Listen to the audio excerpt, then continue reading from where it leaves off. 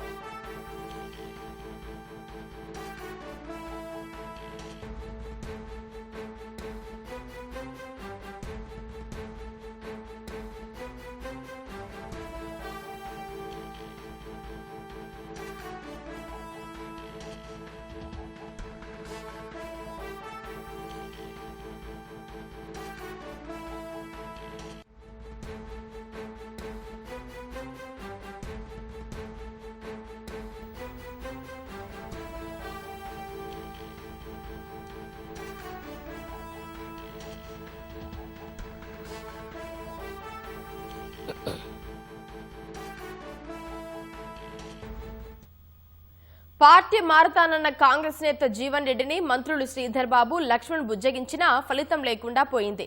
తన నిర్ణయంలో ఎలాంటి మార్పు లేదని జీవన్ రెడ్డి స్పష్టం చేశారు.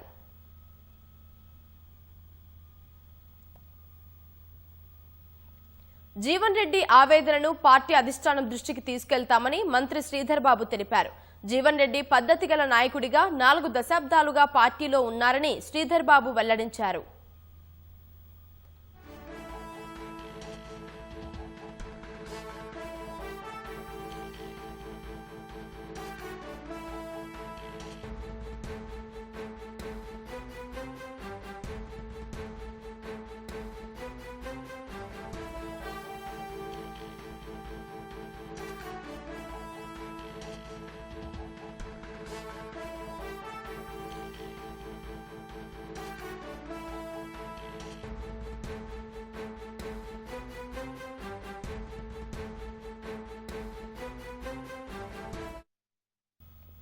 పార్టీ మారతానన్న కాంగ్రెస్ నేత జీవన్ రెడ్డిని మంత్రులు శ్రీధర్ బాబు, లక్ష్మణ్ బుజ్జగించినా ఫలితం లేకుండా పోయింది.